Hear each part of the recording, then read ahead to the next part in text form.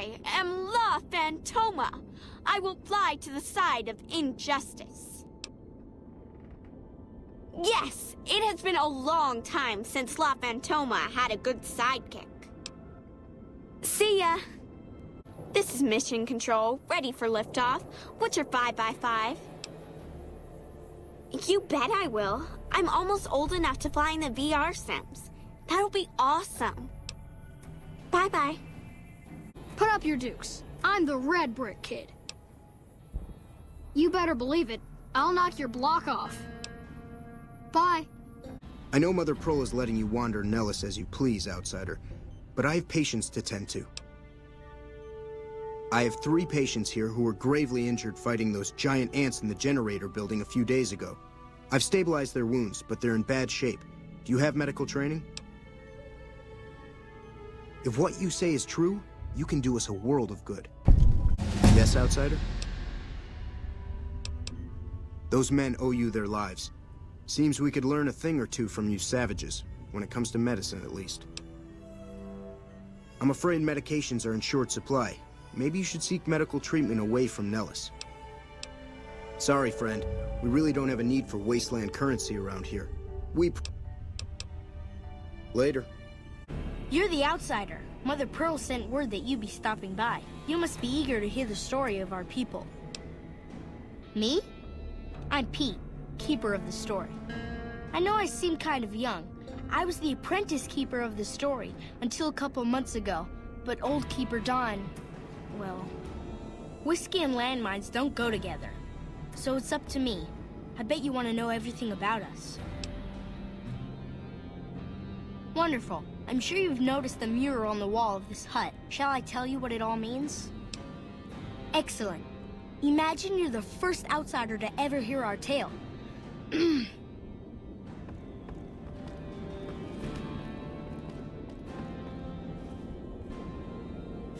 Ages ago, long before I was born, we lived underground. Everyone had guns, but the Overseer wouldn't let us explode anything, not even a hand grenade. We left and wandered the wastes. There were savages with knives. We blew them up with frag mines and grenades, burned them with flamethrowers. It was neat, but there was a downside. For every 43.6 savages we killed, we lost one of our own. We needed a new home. We needed Nellis.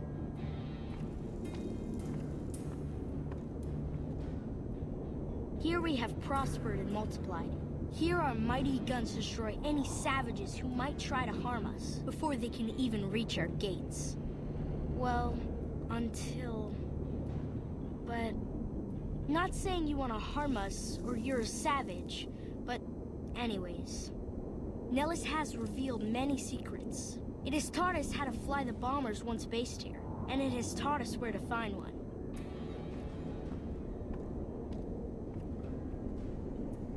And that is our story so far. For this last image is our future. To restore the bomber, to fly the open skies in armored safety, raining high explosive ordnance upon ignorant savages. This is our destiny. I'm pleased that you listened to the entire story. Perhaps there are details you'd like to know more about. Let me know.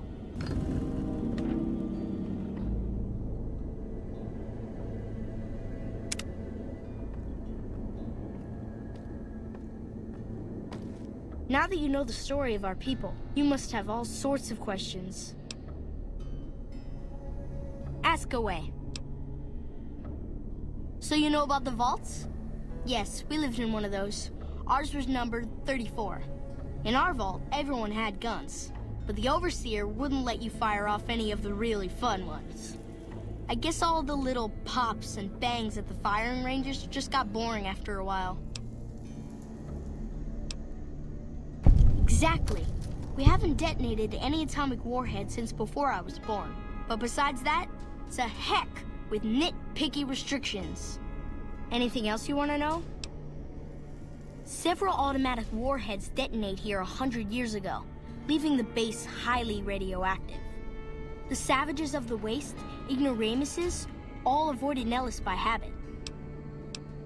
That's exactly right. You're very knowledgeable for a Sav, an outsider. Anything else you want to know? Nellis is a completely self-sufficient community. We draw water from Lake Mead, solar arrays provide power, and we grow our own crops. Indeed we do. Very impressive. Anything else you want to know? You're right, they weren't here when we discovered Nellis. We found the guns at a huge weapon depot called Area 2, many miles from here. It took many weeks to drag the guns and their ammunition back to Nellis, and it was the last time any of us set foot beyond our homeland.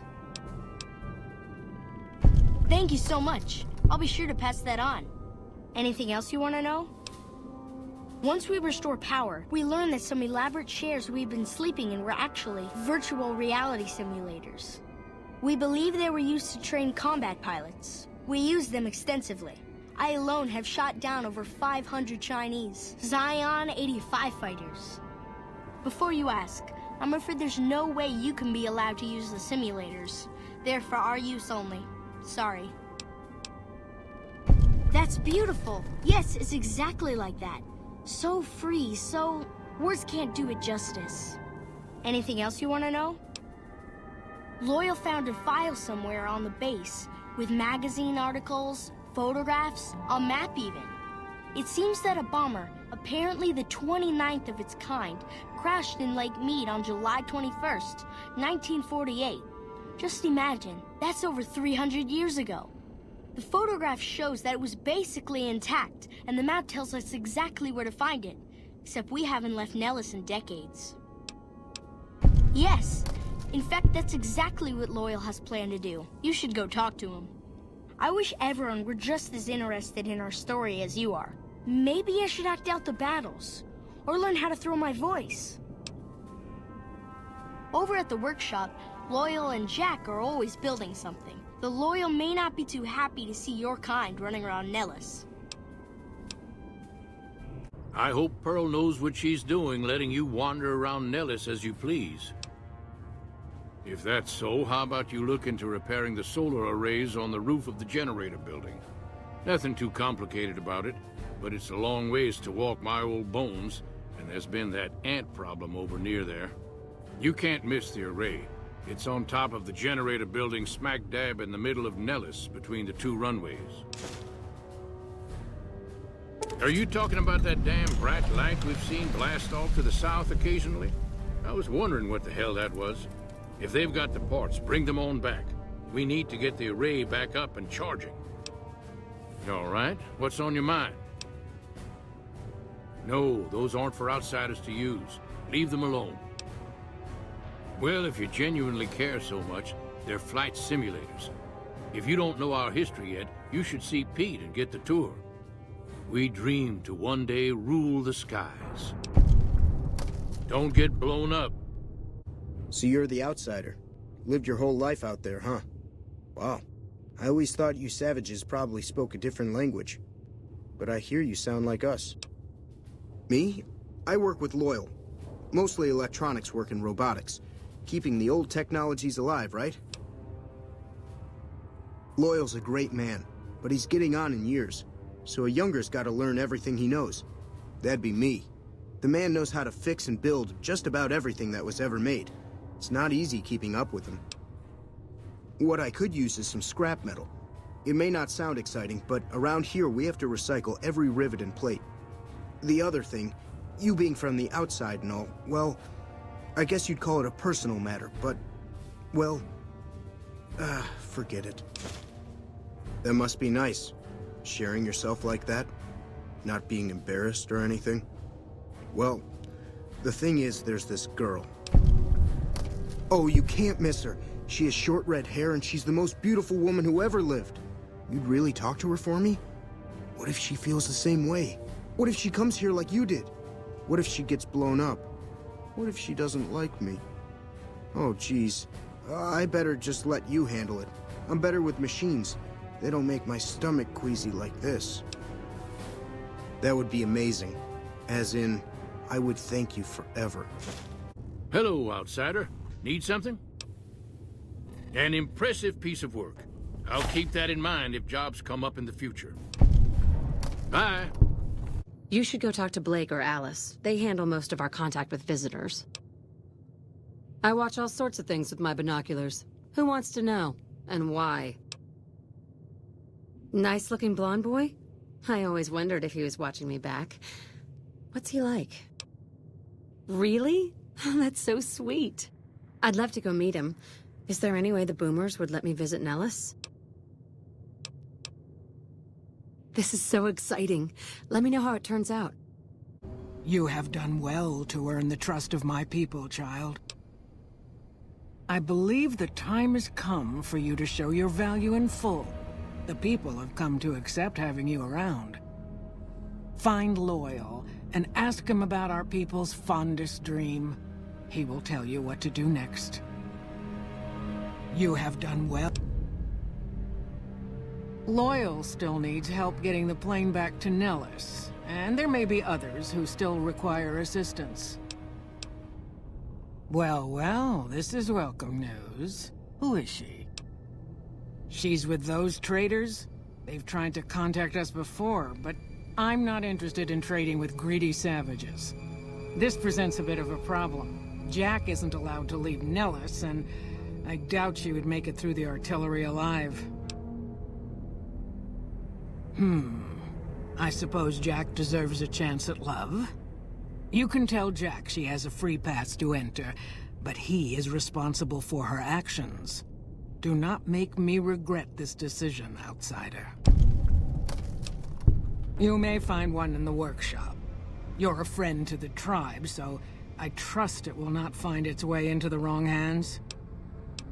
Bye. Have you seen her? The redhead of my dreams? She does? You mean it? That's incredible. What happens next? Can she come here? How do we make sure she doesn't get blown up? Should I talk to the gunners or to Pearl? Here, take this boomer outfit. I'll let the gunners know she's coming, and not to shoot at her. Hello again. How's your boomer friend? I was hoping you would. What's going on? Have they agreed to my safety yet?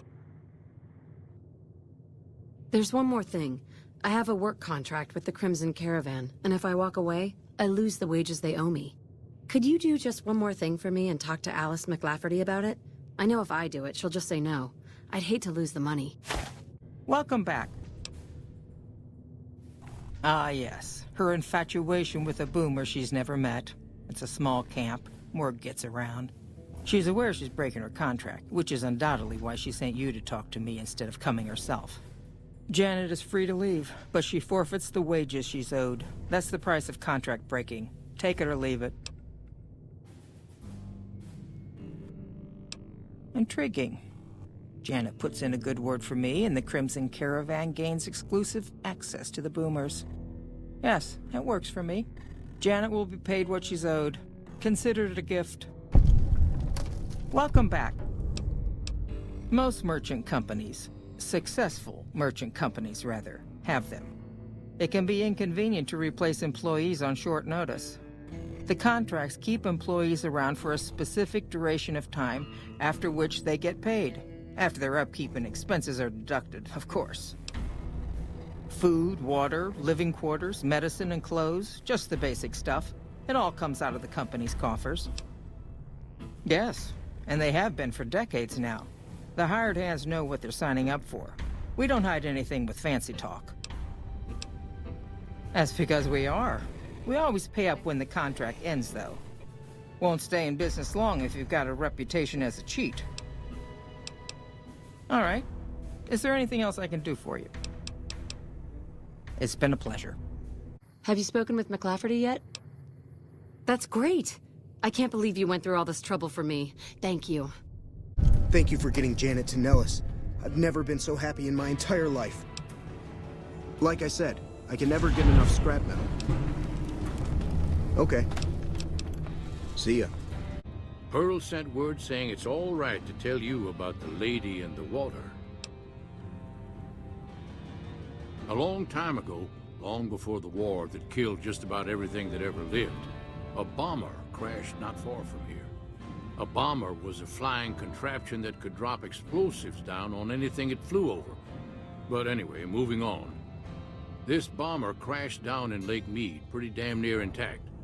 When we got to Nellis, see, I found this article in a magazine all about it. There was another B-29 around here, part of a museum.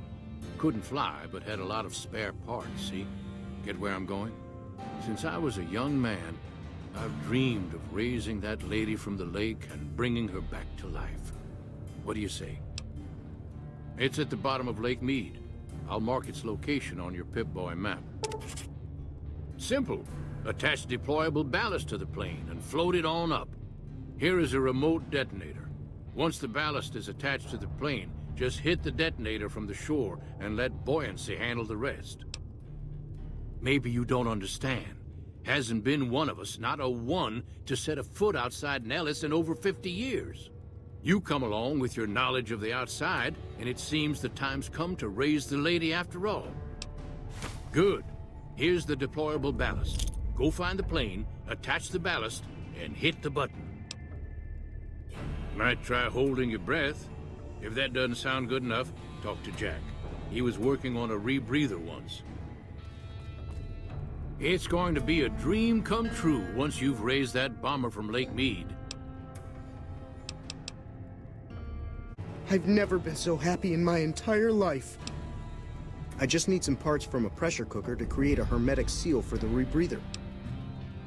That's a brilliant idea. I can put that together right now. Here you go, a new rebreather.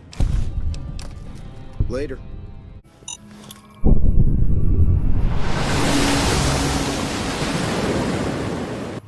It's going to be a dream come true once you've raised that bomber from Lake Mead. That's tremendous. I'll transmit instructions to the robots to start packing up the plane to bring it back to Nellis. I just told you, the robots are going to handle it. They'll break the plane down into pieces and move it up from Colville Bay in one shot. Exactly. We'll be shelling an unoccupied location in outer Vegas to get their attention elsewhere. By the time they realize they aren't under attack, the plane and the bots will be long gone. The kids wish we were shelling a real target, but Pearl thinks it's wise not to start up a war just as the lady has risen. Hey, I'd better get rolling. Jack and I have a lot of work ahead of us. Hello, friend. How can Mother Pearl be of help today? What you have done for us is a miracle, child. You have fulfilled the only dreams we ever had outside our walls. You are a trusted friend of us all. If there is ever a way for us to help you, child, tell me, and I will make it so. Of course, my child. After all that you have done for us, we would love to help you in the upcoming battle. After all the training in virtual reality, the young ones would relish an opportunity to put their skills to battle. We'll be there when you need us. See ya. Mother Pearl's instructions are clear. You can move freely around Nellis, and artillery spotters have orders not to fire on you. These are extraordinary privileges. Don't abuse them. Long story short, the power failed a few days ago because giant ants have tunneled into the generator room and set up a nest. I led a team down to exterminate them, but there were so many of them. We lost. 2 killed, 3 wounded. Personally, I think it's more than a savage can handle. But if you want to kill those ants and switch the power back on, feel free. Sure, anyone can. But there's more than a few down there. See for yourself. One other thing. The ants must be eating gunpowder from the munitions down there, or something.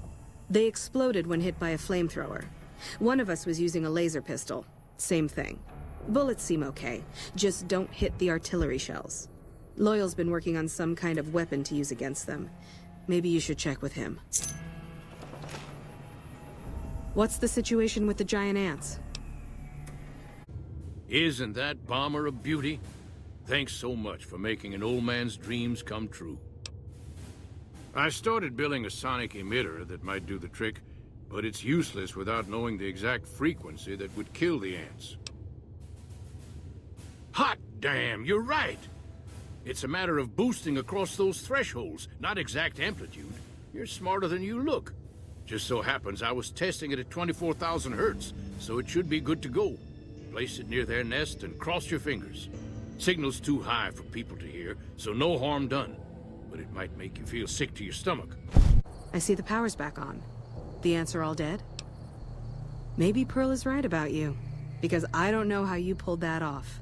I'll tell Loyal to send someone down to clear out the eggs and repair the generators. Good work. Found the missing patrols, or was something else on your mind? They were all dead then. I suppose I'm not surprised. We have few friends in the world above, and many enemies.